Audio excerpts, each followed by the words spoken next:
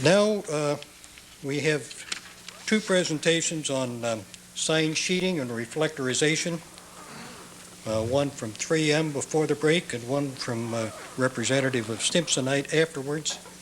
The 3M representative who will be speaking this morning is Barbara Sokola. She is the representative of 3M for local governments in the north half of the state. Also here is Shannon Gibbons, who is the 3M representative for the southern half of the state. He'll be on the program 2 weeks from today when we have the program down in Chillicothe. Shannon has been with 3M for the past 10 years in various sales functions. She's new in Ohio, and she's a graduate of the University of Delaware. And I'll let Barbara take over now.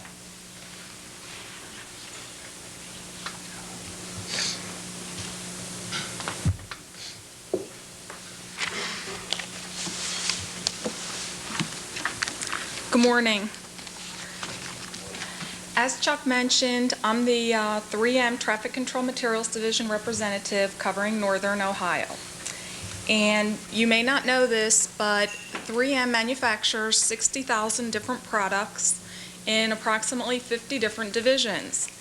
And everything from healthcare to automotive, and believe it or not, even billboard advertising, just to name a couple divisions. We find that people are always interested in learning about our innovations, and today I'm happy to be here to talk to you about 3M's reflective sheeting innovations. Then we'll talk about how these materials are used in signs, and more importantly, how they're useful for the drivers that have to look at them. And I want everyone to pay attention because then we're going to have some questions and answers. And if you answer questions properly, you can get a prize. So we have a big crowd here, and I want you to know that I've devised a way for everybody to be able to answer a question accurately and get a prize. So it will be fun and easy.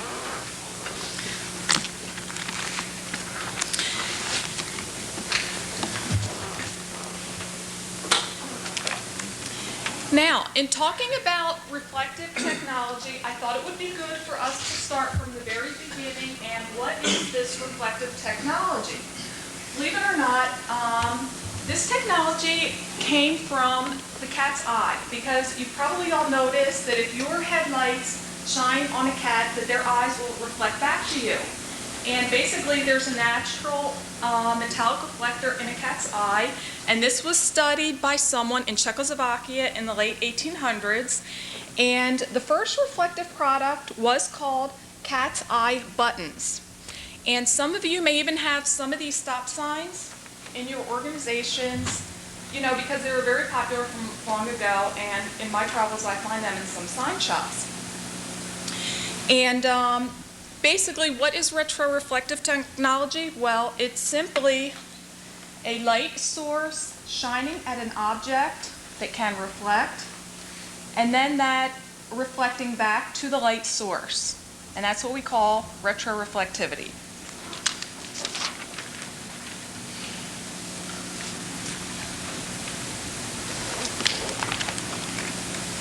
Now, let's talk about 3M's innovations in the retroreflective technology area.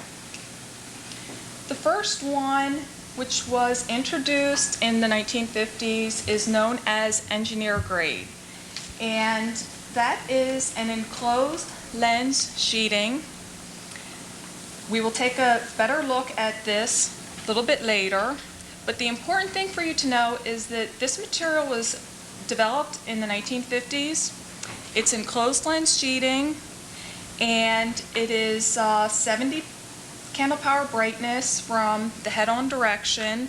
And in the state of Ohio, it is what is known as Type F sheeting. The next family of reflective products that 3M introduced was high intensity grade in the 1970s. And that technology is called encapsulated lens sheeting. And the candle power brightness on that from a head-on position is approximately 250. In the state of Ohio, it is known as Type G sheeting. Then 3M innovated what is known as diamond grade reflective material, which is a prismatic technology. There are two types of diamond grade: long distance performance, 800 candle power brightness, or visual impact performance, innovated in 1994, 400 candle power brightness. You might wonder why we innovated a lower candle power brightness after a higher one. This is the first time that was done. And what we'll talk about on the usefulness of these sheetings, and more importantly, how the driver looks at them, is why this was done and how things like angularity are important and how this type of sheeting is very, very appropriate and needed in a lot of different places. Okay.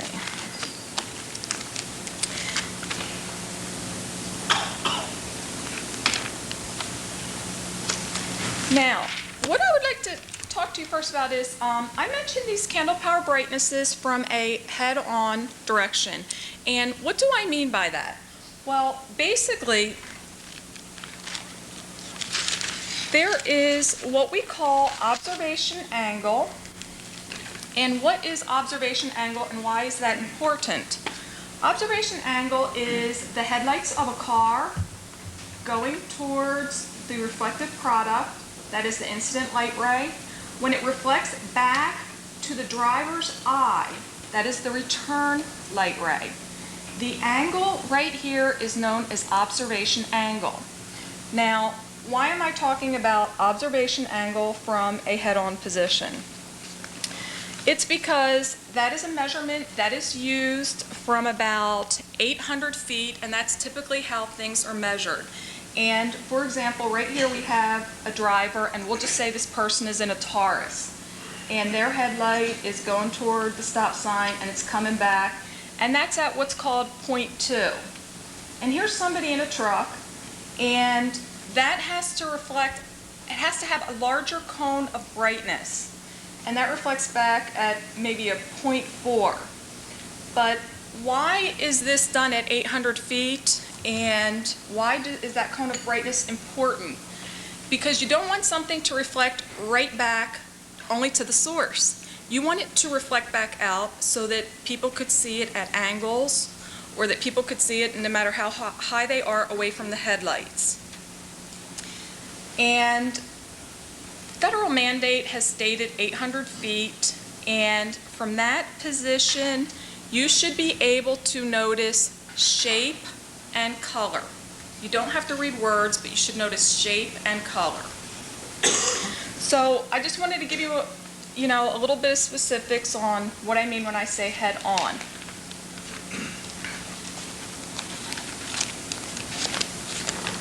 Okay. Now let's go back to the 3M innovations. And remember, the first one was the enclosed lens sheeting, and this is engineer grade type F, 70 candle power brightness head on. Enclosed lens, basically the important thing to know is the reflector coat is just one solid piece behind all the beads, and it's a even layer of beads, okay? And that's what we call engineer grade. And the next one, which was high intensity, is what is known as encapsulated lens sheeting. And the reflector coat is on each one of the beads. That adds a little bit of candle power brightness and also angularity. And that is type H, state of Ohio. For the diamond grade, this is known as prismatic lens sheeting, and the difference between the LDP and the VIP is the cubed corners are just a little bit more scrunched together to give more angularity at closer distances. Okay, and that is 800 candle power brightness and 400 candle power brightness. Okay, now what we're going to talk about is why are these reflective materials helpful and useful in your signs, And more importantly, what do they mean to the driver on the road? And if anybody's making decisions on signs, what you want to think about to make your best decision is, number one, how far do I want a driver to be able to see a sign? How far away from the sign?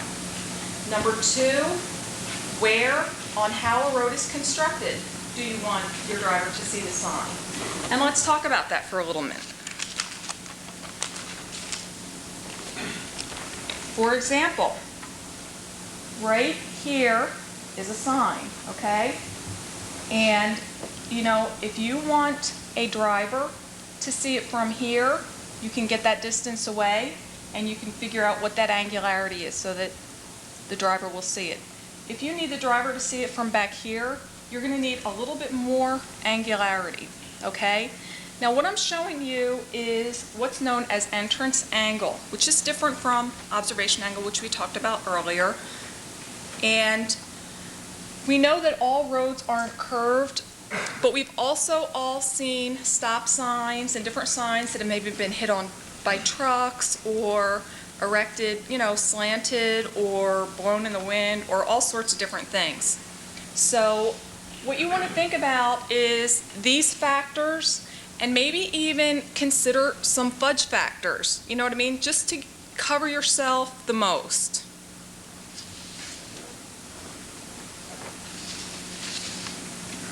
So this is, just one example.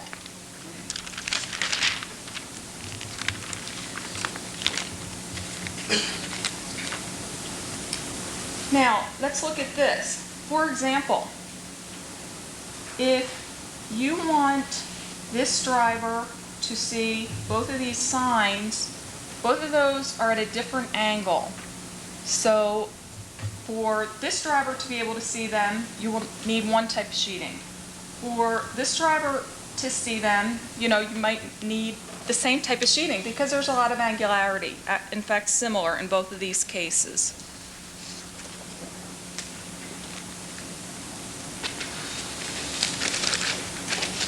Now, let's talk about where signs are placed on the road and how this is important. And let's talk about, just the head-on position. Okay, so this right here would give you your best reflected brightness, the right-hand side, which is where we call head-on return candle power brightness measurements that I was mentioning earlier. So for example, if you were using engineer grade, which is 70 candle power brightness, and you had your sign right here, that's how bright you could expect the sign to be. If this sign, however, was on the other side of the road, that would be more difficult for the cone of brightness on the headlights, and basically it would only have an effect of 35 candle power brightness if your sign were over here. And if your sign were overhead, it would also be diminished. So these are some things I want you to keep in mind when you're making decisions on how you want your drivers to see the signs. Does anybody have any questions about that?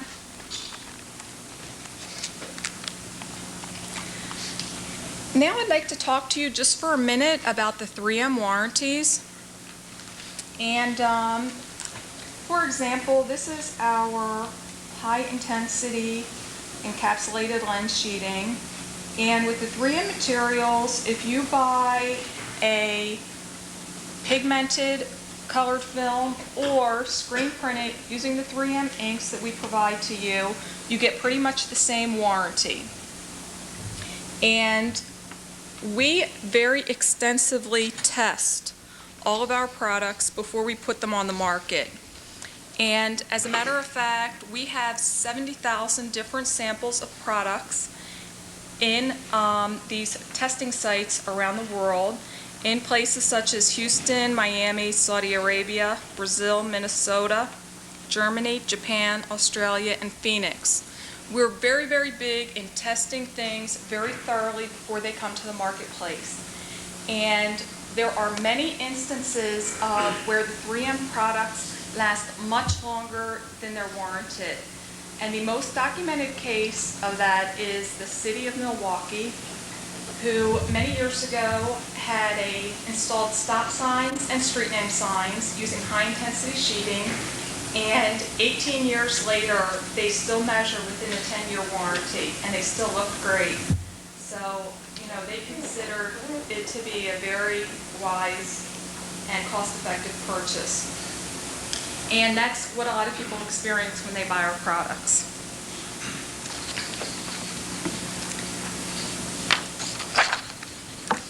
So basically, that covers pretty much what I wanted to talk about, and now I have some questions that I want to ask you.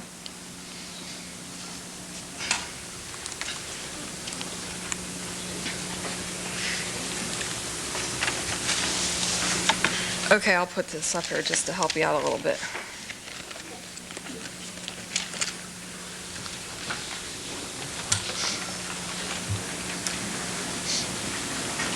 Okay, first question, and I told you I'd tell you a way that everybody could win a prize, and the way that everybody can win a prize is if you all answer the questions. So, first question is, when did 3M introduce engineer grade or encapsulated lens reflective sheething technology? 1950s, is that right? Good. Y'all got it right. Okay. When did 3M introduce encapsulated lens sheeting, otherwise known as high intensity? 1970s. Very, very good. You all answered that one. Okay. In 1990, 3M introduced prismatic technology with 800 candle power brightness and very high angularity. Name the product. 89, sorry. Diamond grade, thank you. And very important, something very important that you want to, let me put this up here. Something very important that you want to remember when you're making decisions about how you want your drivers to see the signs, this is what this question pertains to. The angle between the beam of light from the headlight to the sign perpendicular is called entrance angle. Very good, I heard that. So I know some of you knew that. Okay, the last question has to do with the 3M warranty. And 3M reflective sheetings are known to outlast their warranty. The best documented example of this is for the city of Milwaukee, whose 90% of their signs after 18 years measured within the 10-year warranty and looked as good. And what age were they when they were measured? Very good. You'll all get a prize, and I also have a handout for everybody. Yes? We have all engineering, all high intensity stop signs. As 3M ever going to standardize a cover or protective film for that without having to put an extra sheet on it? 3M has many technologies in the protecting from spray paint and that type thing. Graffiti resistancy, we have that in a lot of our ink coats, and we have graphic overlay protection film. To answer your question, I think what you may see down the road is maybe an ink that will perform like that. We put all these in 3-4 years ago. Okay? Beer bottles and Pepsi cans, we face all of it. Night, like this, got very distorted. And some now with the protective film over that. Okay. And that's protected in the circuit. But I know they distort first. Yeah. And that's different than, a graffiti resistancy problem. That's an impact problem.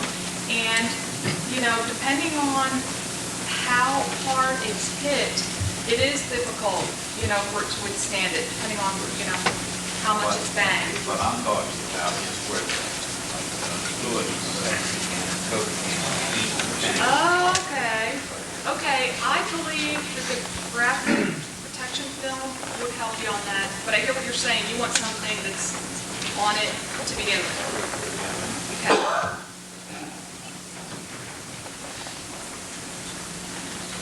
Yes, In the composition, what is, I guess, different, and I don't know if that other room guy could show us, between the engineer grade and high intensity that causes the graffiti remover to affect the high intensity much worse than it does the engineer grade?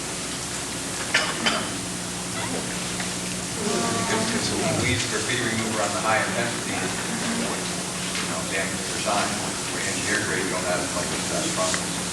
okay. The only thing that I might think is maybe there are different ink systems that used on there, and one might be more resistant to your cleaner that you're using.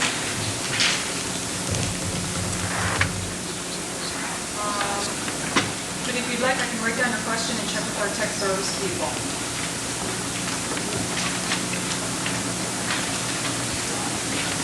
Any other questions? Thank you very much. You have some things you're going to pass out now, right? Yes.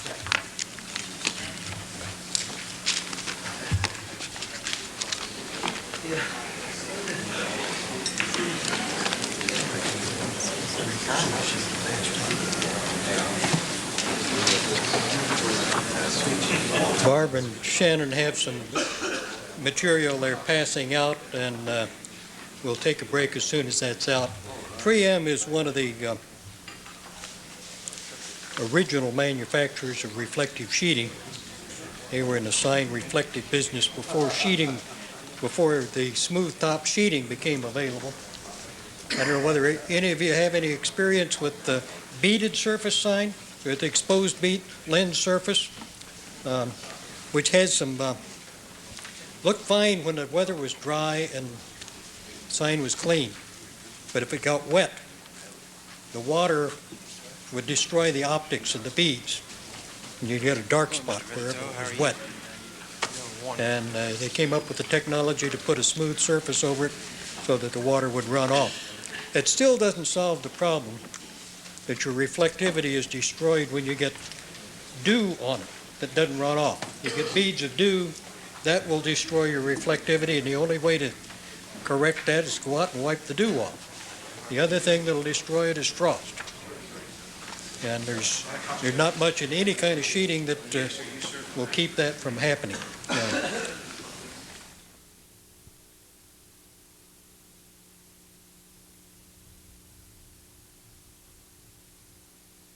The 3M story as far as reflectivity and sheeting. As I said, 3M is one of the oldest companies in the sheeting business. Stimsonite is also in the reflectivity business, has gotten into the sheeting business. They've been doing reflective products for many, many years. And I first heard about Stimsonite 45 years or so ago when it was the AGA Stimsonite division of the Elastic Stopnut Corporation of America. It's changed a little bit over the years, I think. Their technology is a little bit different than 3M's. And speaking for the other part of the reflectivity is Ron Vidito, who is the regional sales manager for Stimsonite. And I'll turn it over to Ron at this time. I appreciate this opportunity to come talk to you today. I'm going to try to keep this as generic as possible. And in no way do I intend to make anything I say sound like a criticism or a cut on 3M. They're one of the best service companies and producers there is in the business. We work our ass off to try to even say we're second. So what we'll talk about is some reflective mechanisms, the truths behind that, what you can expect.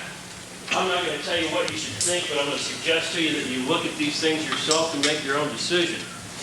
This sign's an example of a difference between typical prismatics, whether it's ours or 3M's, and beaded sheeting. Material on the right would be a beaded material. This sign is an example of prismatic on the right and beaded on the left during daytime. Now, at night, both materials would be very reflective. I apologize for the scratch on the 3M side. My friend Shannon said he came up and scratched the other side, the even side, so we're in good shape. Didn't do that on purpose, honest. But what we're going to talk about, without trying to be redundant, is reflectivity and what you as a consumer or user can expect from it. As Diane said, when you drive in a car, you look out the window, because of the retroreflective physical characteristic, you're going to see what is returning back to the headlight of the car.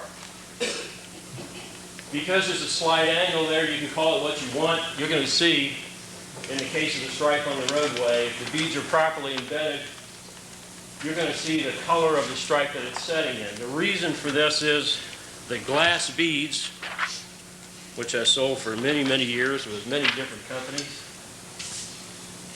has the physical characteristic of returning light to the source of the light, retroreflectivity. In this case, you can see the light rays going in the bead, hitting the curved wall, and returning back to the source of the light. Well, there's a little more to this than the diagram shows.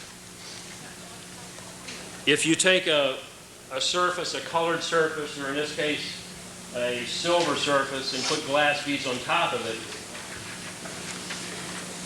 any place there's a light, whether it's there or wherever it is, you're going to get light returning to the source of the light. That's retroreflectivity.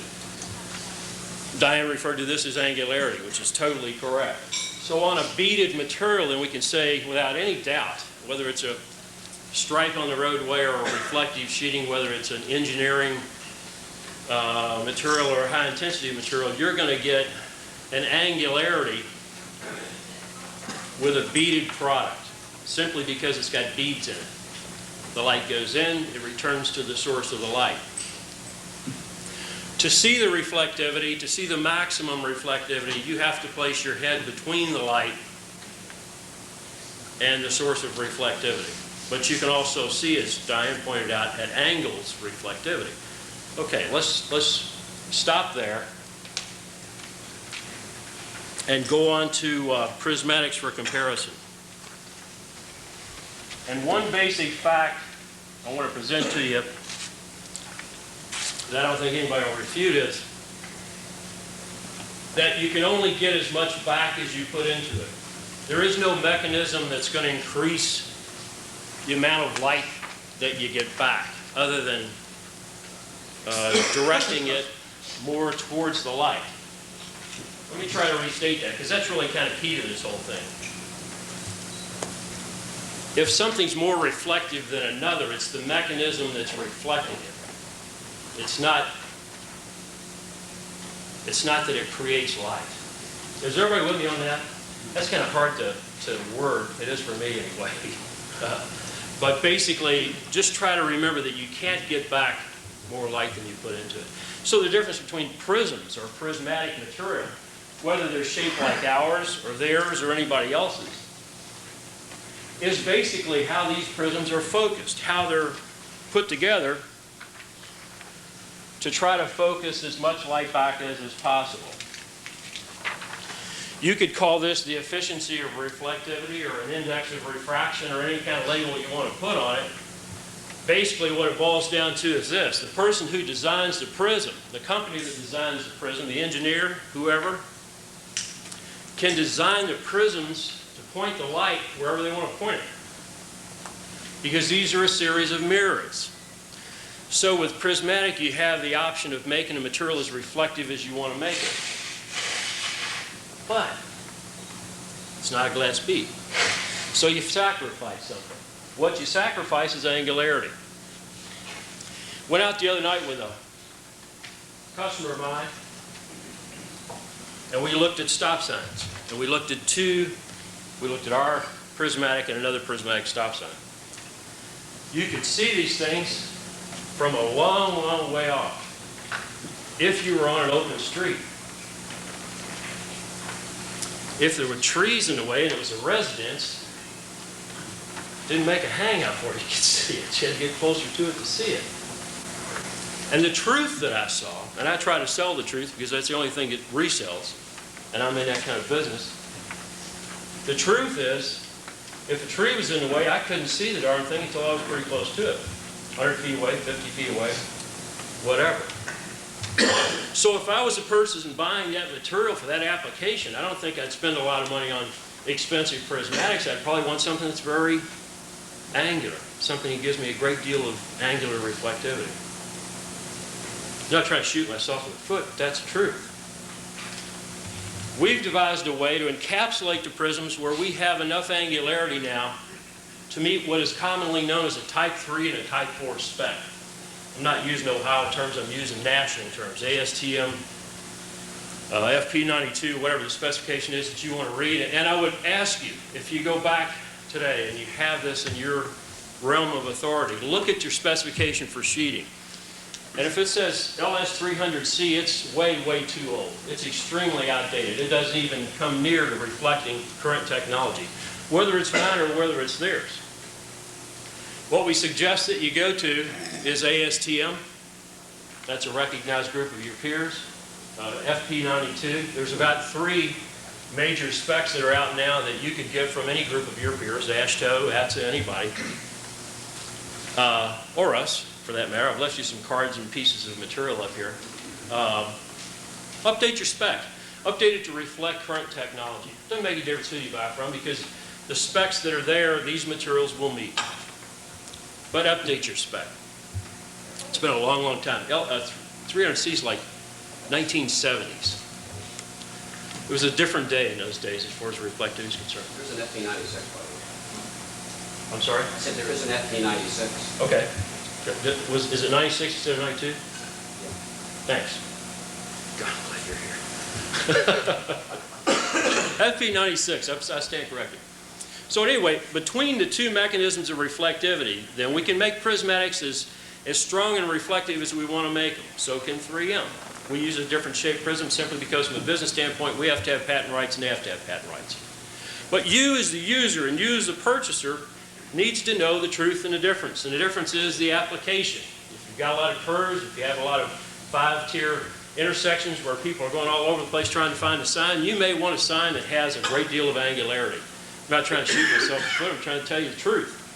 If you want a very, very bright sign, and that seems to be the trend today, toward higher levels of reflectivity, longevity of reflectivity, as far as warranties are concerned, we couldn't be in business without having the exact same warranty as 3M. So I'm not even going to get into that. We have the same warranty as the 3M company. We're trying very, very hard to be number 2, and we're working at it. So know the difference between the 2 materials and apply it to the application. Many of you have probably seen or heard me talk about thermoplastics for many, many years. Well, new day, sheeting. Saw some of my buddies from Worthington back there.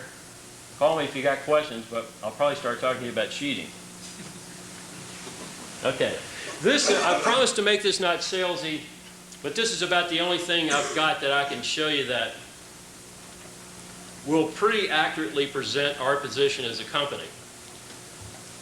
Our position as far as reflectivity is concerned, and when it pertains to distances and where you should use the sheeting, is simply this. If you look on the top left, we're saying that at about 1,000 feet, the sign is an early warning device. And within that range of 800 to 1,000 feet, you're basically recognizing a shape. You're not reading a sign. Between the distance of around 800 or so to 400, you're actually reading the sign and making a decision, probably beginning to look ahead to see what's up in that intersection that you're going to have to deal with when you get there. From a little less than 400 to 0, we think you've looked away from the sign and you're deciding what the heck you're going to do at the intersection. I'm not going to tell you that that's the way you think. I'm not going to tell you that that's the way you think. This is our position as a company to market our product. You make the decision. As far as reflectivity is concerned, we have a model called 6200, which is our newest version. You know, I really felt bad about this. We got it 6200 about this time last year, we introduced it. And it's really tough in the sheeting market when you're competing with the number of years that we compete against with 3M doing an excellent, excellent job of supplying and guaranteeing the products and backing the products. It's tough. We came out with 6,200. And we have the angularity now to compete with both, well, at least the high-intensity product, and it approaches the diamond grade product. So we were very happy about that. But I'm not going to stand here and tell you that we have the years of experience that they do. We don't. I'm not going to stand here and tell you that we have the knowledge, the extent of knowledge of adhesives that they have. Hell, they started making sandpaper back when sandpaper was a new thing. Been around a long time. We've been around a long time. Our vice president of sales and I went to one of the states recently and made a presentation to executive offices, and he was talking about a man named Stimson who worked with Henry Ford on reflectors on Model T Fords. Oh, that's pretty interesting. I didn't know that before. So we go back a long way, but as far as sticking stuff to signs, we're fairly new at this. We've had the material for quite some time. As of about this time last year, we have a product called 6200, which we think is going to be a really, really excellent product. But longevity, we're getting into it. I felt bad about this. So I went to talk to some of my state accounts, and I said, I really feel good about this. We'll stick it in any kind of machine you want to stick it in. We've got to come up with some data that will show longevity pretty daggone quick here, what's acceptable.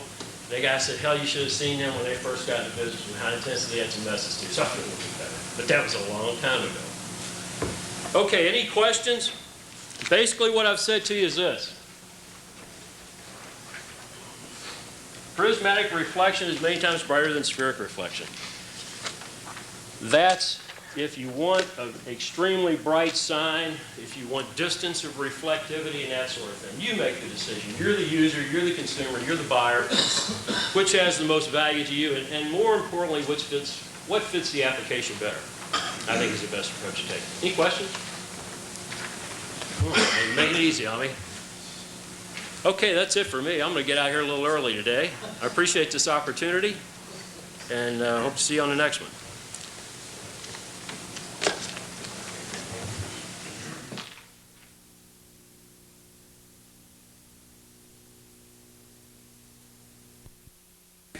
I'm here. You're on. I told Benito I never knew it'd be so short-winded. Joey told her we were going to have to be on schedule today.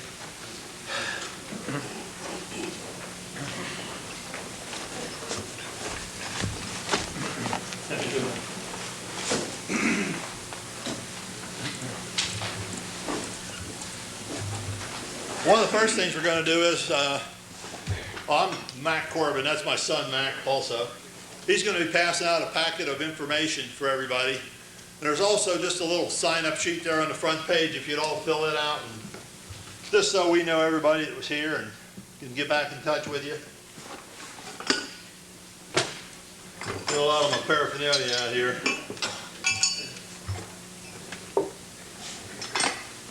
When I'm done then, I'll leave all this hardware up here on the table. So when you do have a break sometime, you can come up and take a look at it. A lot of it I'll use when I'm talking to you this morning, a bunch of it I won't. But we'll just leave it all up here.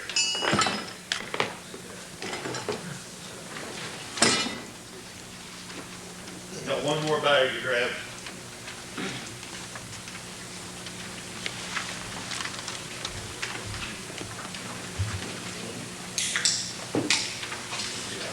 While they're getting set up, is there any questions anybody has about anything so far?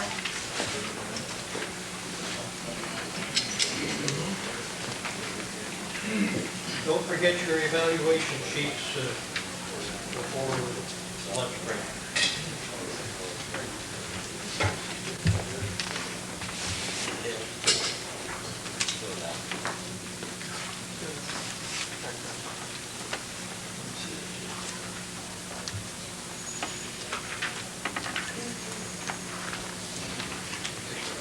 No, I just want to make sure I wasn't going to double dip what you already heard this morning.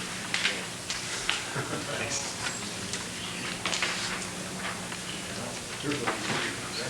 Yeah, I saw the agenda, but I saw you guys had some drawings there, and I was going to talk about some of the drawings, but I don't know.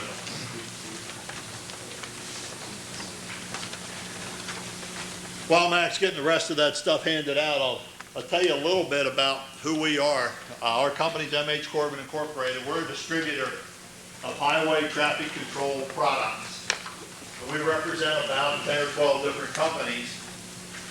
The most pertinent one for our discussion this morning is we represent Allied Tube and Conduit, which is now joined with Unistrut Telspar. So we are the Allied Unistrut Telspar distributor. We're also the Franklin Steel distributor for U-channel posts. And there's a piece of literature in there for both of those companies. The other company that you'll see a piece of literature that's in there is Accessory Squared. And what Accessory Squared is a company that makes all types of accessory items to allow you to use the square signpost product. And I know this afternoon you're going to go over and you're going to go through the Marion plant, and Marion's going to have a demonstration for you on breakaway. So I'm not going to really address U-channel very much, other than to just real briefly say the main difference between Marion and Franklin, and I particularly don't think one's better or one's worse. They're a little bit different. Marion's product has a rib back on it, which you'll see today. Franklin's product has a flat back on it. Some people prefer one, some people prefer the other. As far as size of the posts, to my knowledge, they both make the same size product. Marion has their breakaway system and their slip-based system now. This is Franklin's breakaway system, which most of you, or many of you, are probably aware of. It's the Franklin Easy Erect system, which is a strap that mounts and connects the two posts. When the top post is impacted, the strap breaks. Theory being the base post is reusable, and all you have to do is replace your top post. So as I say, I'm not going to dwell on U-channel because you're going to get a lot of that this afternoon. In the packet I gave you, there's two sheets. One is an ODOT drawing of the small sign support system. And that should be like the second and third sheets. The second sheet, the third sheet is the wind load chart for small sign support system. Can I have one of those now? Thank you. Yeah, this is the first sheet that we're going to talk about. And this is a sheet that fellows from ODOT put together, primarily Jim Rock.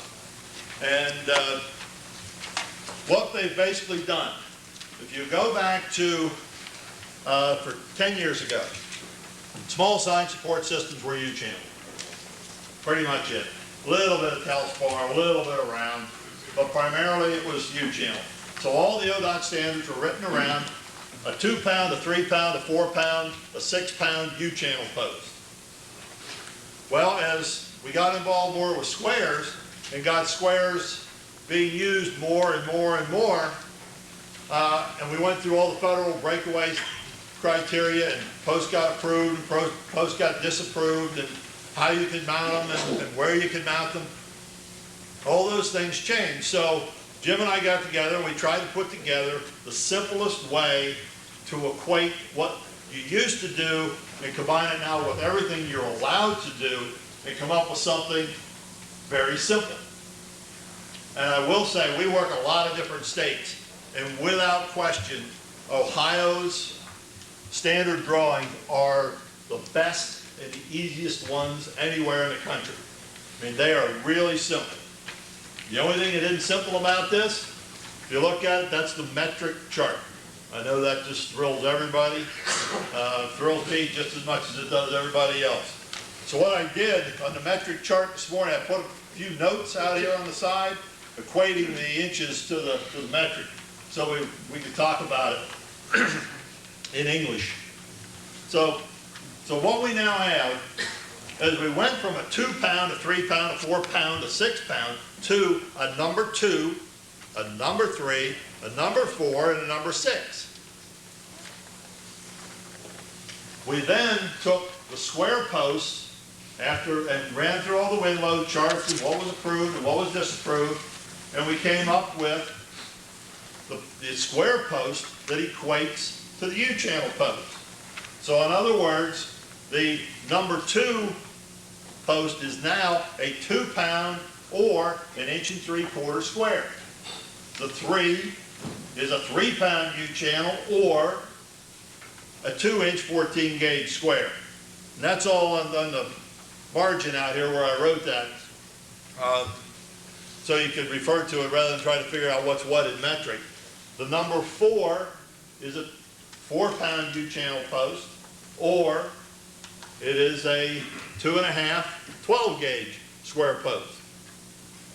And the number 6 is a 3-inch 8 gauge square, or 3-pound back-to-back.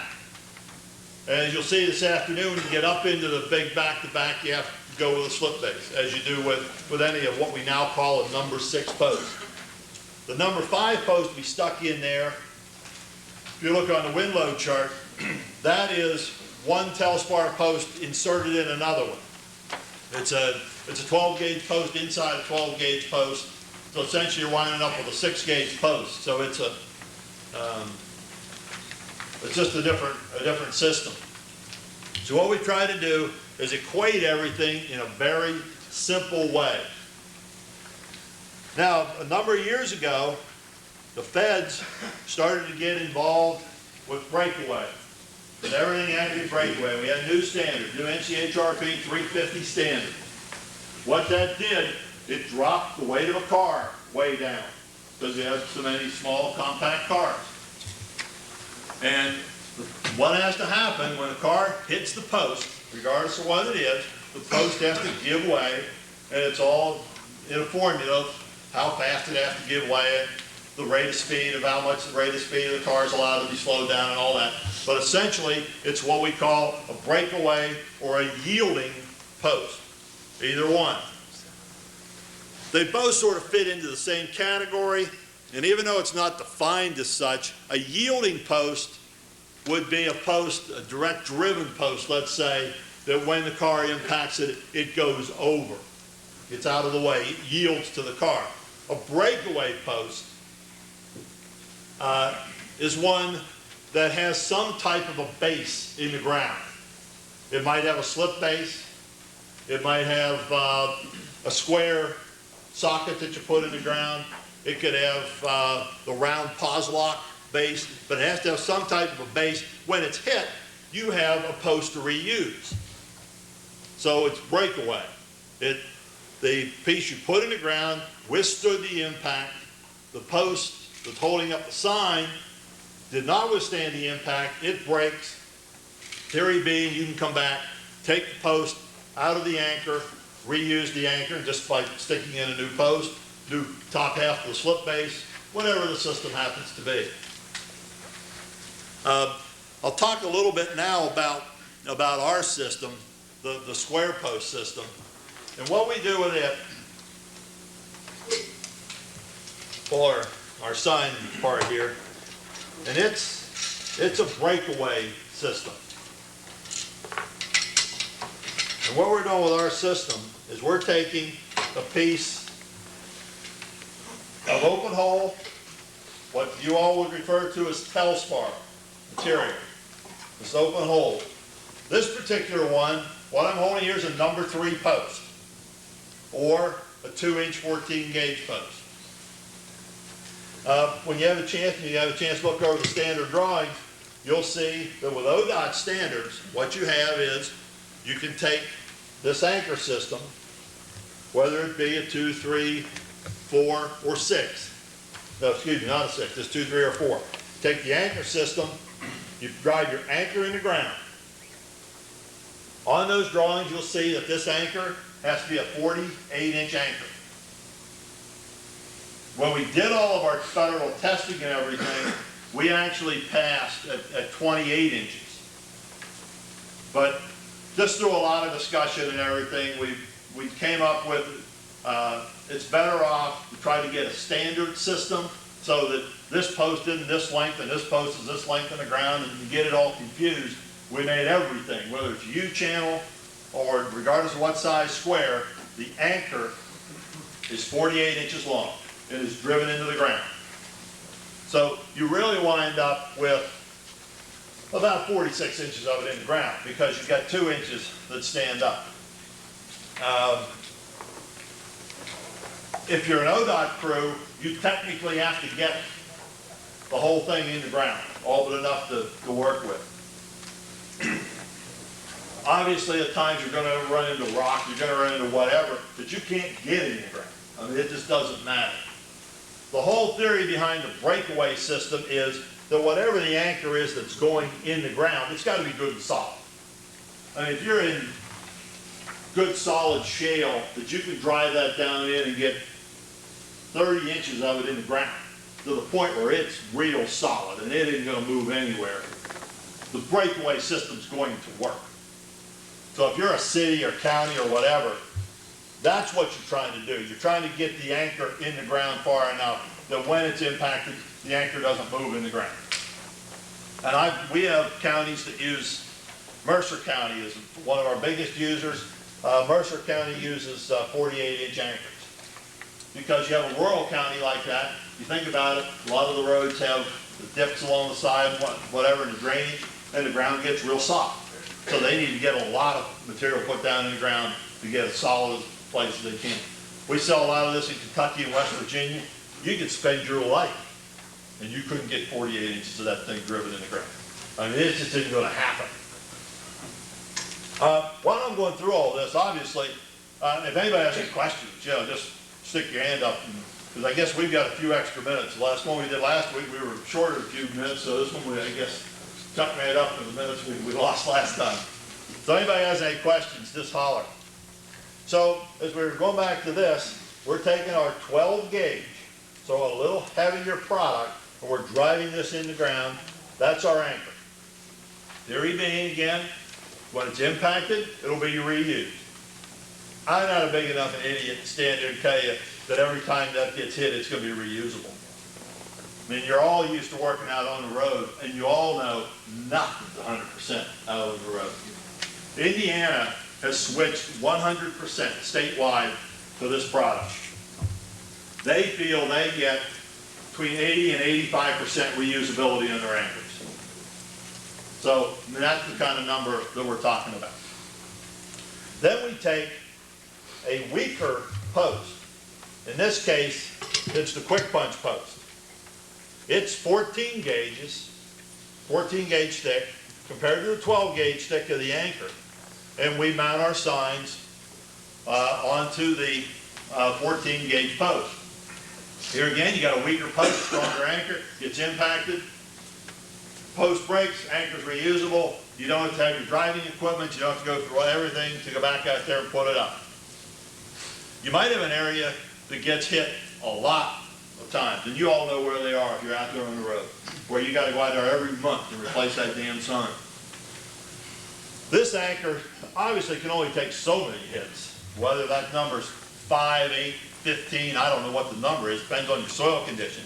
But what you can do is reinforce this anchor. When you put this anchor in the ground, the 48-inch anchor, you take about an 18-inch piece of the next size bigger, and you drop it over it and drive them both at the same time, so you wind up with a double thickness up here.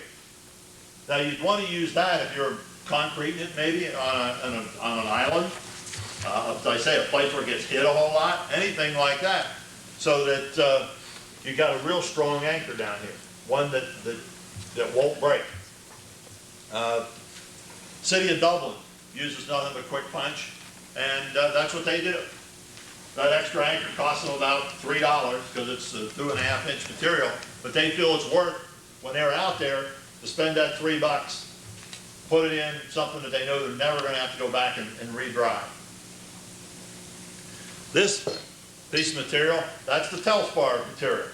This is the quick punch. This is what was the original Allied product, and this is the original Telspar product. We made a few changes on it since Allied acquired Unistrut, but it's essentially the same product. It's a G90 galvanized steel. This has a couple more coatings on it now, but it's all the same system. This is a 14 gauge post. would go in a 12 gauge anchor. You get up into your bigger signs, moving up into the next step. This system's good to about 42-inch sign, somewhere in that range. You're really stretching it. Depends what wind you use, but you're stretching it. But you can put a 42-inch sign on this and make out pretty well. When you get up into the number 4 post, your choices of what you can use are very much limited. Now that's when you're up into your 48-inch signs, or 42s if you're in a real windy condition. So we get up into our 2.5-inch post. It's a big solid post. If you notice on the chart, you don't have to look at it now, I'll just tell you, look on that chart, you'll see on there's a notation that the only approved 4-pound post is the 2.5 square. Because remember a little bit ago we talked about the breakaway, the yielding, and the federal testing? The U-channel 4-pound post, or 2-pound back-to-back, or 3-pound back-to-back, are too strong. They don't yield, they don't give away. And that's what you're going to see this afternoon is the slip base that's now available. At least I think that's what you're going to do this afternoon. The slip base that's now available to use with the 4-pound, the number 4, or 4-pound or 6-pound U-channel post. Now our system, and this is our number 4 post. This one doesn't happen to have any holes in it. As you can see, the products are all available, solid wall, holes in them, and the 2-inch 14 gauge is available with the knockouts. This is our slip base system. This is the Telspar slip base, or accessory square now, slip base system. What we do with this system, and this is when you're bigger, well, we're doing a big project for one of the counties where they have some large signs that they're going to put up. And Ohio Logos is where the TODS program is using this system. And it's essentially when you're up to probably 16 square feet on up. And I know you guys may not get into a whole lot of that, but if you do, this is a pretty simple way to go. The drawback always to slip bases was you had to concrete the anchor in the ground. You had to drill a 48-inch hole, 18 inches around, put your anchor in the ground, come back the next day and after everything is cured, and then go out and put your slip bases up. What we've done is we have now have federal approval on an anchor system for this slip base that can be direct driven. It does not have to have concrete. We have a 48-inch long anchor, which is 7 gauge steel. So it's very heavy. It's what we're on the wind load chart that you'll see is a 6-pound, a number 6 post. So, and it has a backing plate on it, a bearing plate on it, that keeps it from cutting its way back through the dirt after it's been driven. So it allows you to drive a post in the ground. Over in District 5, we're about to put up a 5x6, you'll be interested in this, Bill, 5x6 exit ramp sign on one post. It's got to be concrete. We can't direct drive that one because we can only put up 20 square feet of sign per post if we're direct driving. But a 5x7 exit ramp sign, you can go out, direct drive 2 anchors, put the slip base, this slips down inside here, post goes, I'll do it backwards a little bit, post drops down in there, bolts through, bolts on here, this bolts onto the anchor. Nice thing about this, unlike the normal slip base that you'll see out on the road with the H-beam, this can be impacted from 360 degrees. If you think about it, you go spend all this money and all this trouble, and you put slip bases with H-beams out on the interstate system or wherever you put them, and they can be hit right from the front or right from the back. Well, how many times have you seen a car leave the road, straighten up, and run into a sign?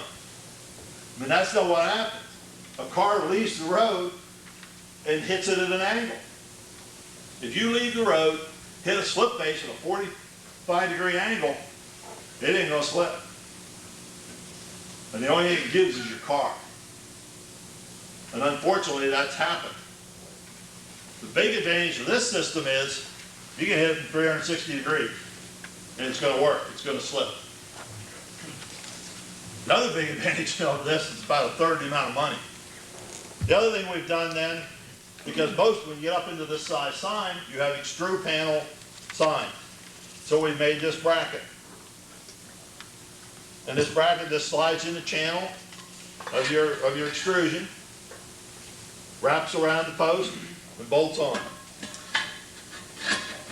We have a good number of the ODOT districts, as well as the TODS program, that are now using this system.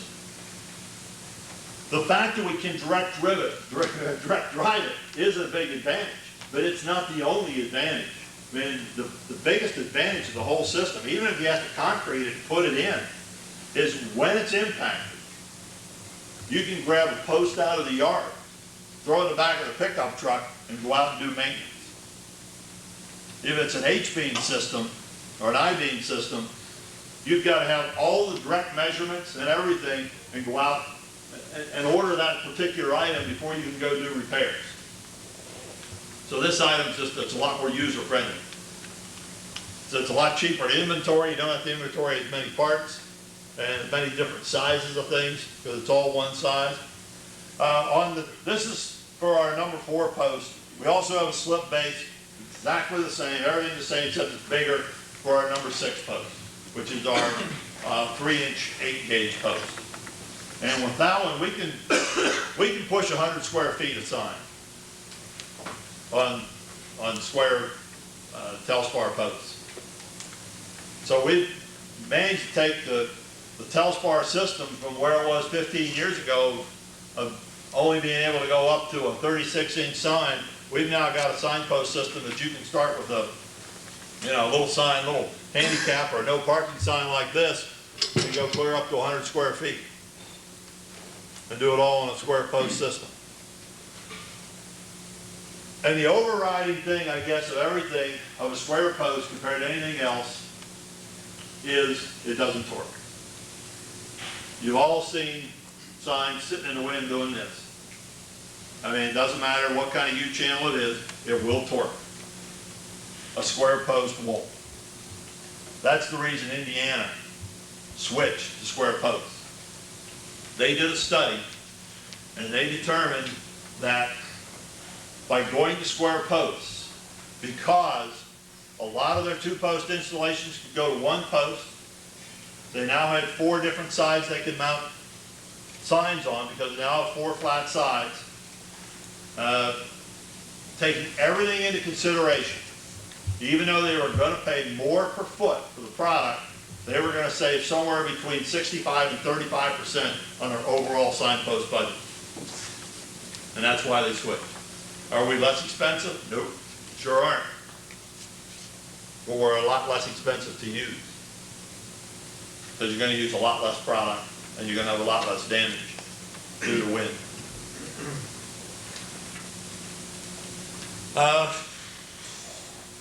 As I say, this afternoon you're going to hear the U-channel side of the slip base and everything. It's all the same principle. Actually tested by the same 2 guys. Designed by the same 2 guys. It's just a different system for a different post. Anybody have any questions on anything, on the products, on the wind load charts, on the standard drawings?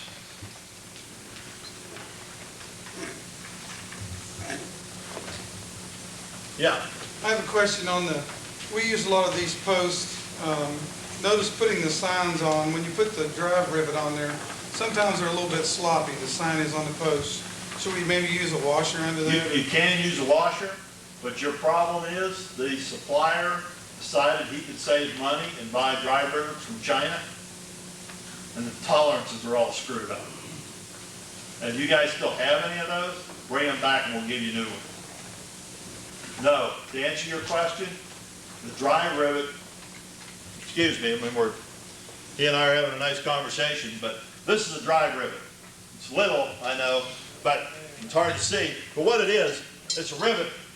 You put your sign on your face, like we have here. you take this rivet, stick it through the hole in the sign, whack the pin with a hammer, and it puts your sign on it. And as you can see, then you of course have nothing back here. It's very vandal resistant. It really is. And it's very easy to use. But no, if you've got good rivets and using 080 aluminum, one whack, you should be snug. And if yours aren't, then you've got some of them, and by looking at them, you can't tell the difference. And we never know, we didn't know if we got any or not. We didn't intentionally, but if we did, just come on over, we'll give them back, whatever you need. But no, you shouldn't have any sloppiness. If you do, yeah, use it, just stick a washer behind it, and it will suffice. It'll work. It's a comparable price per foot. Generally, if I'm going to throw out a ballpark number, this product, an ODOT spec, the ODOT spec uses nothing but galvanized U-channel. They don't allow green U-channel. So I'm going to say it's, We're using green. So okay. Compared to galvanized, we're 10% high. Compared to green, we're going to be 25% high. Something like that. Somewhere in that range. We say we're generally about 10% high on a normal purchase. Now, in the ODOT contract, I guess we're probably 20-some% high, higher than the Marion is for U-channel. Yes? Do you have any kind of tool to pull that rivet post off the ground? Pull the post, the anchor out of the ground? Generally, any standard post puller will work. I've got a little cord up pretty high that pulls the U-post. If it'll pull a huge post out, it'll pull a square out. Probably getting a hold of it.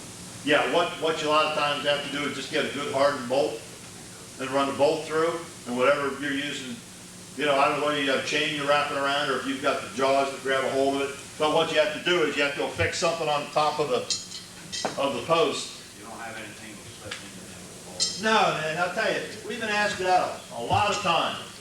And the guy who does all the accessory work really has never come up with anything that's particularly good. But it can be a bugger to get these out of the ground. But we generally find that whatever will pull a U-channel will pull this out. Well, I know that, but the trouble is that you can hold it on and then you pull it so much and then you have to re-bolt it every time. Pull it that much. Yeah, just like the jaws. If you've got a machine with jaws on it where you got to keep moving the jaws down each time, that's the situation. There's no question about it. But hopefully, it's going to be a rare occasion when you do have to pull an anchor out of the ground. Yeah, as we all know, nothing's 100%. There's no question about that. Anything else?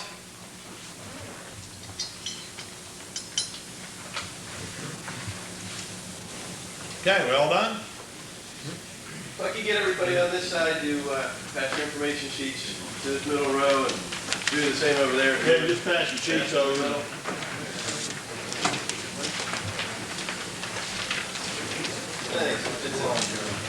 Oh, okay.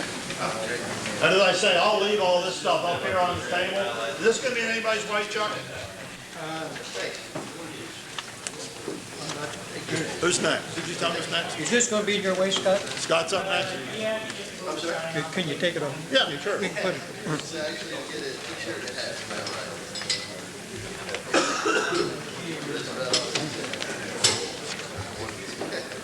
No, just got an actor. Okay.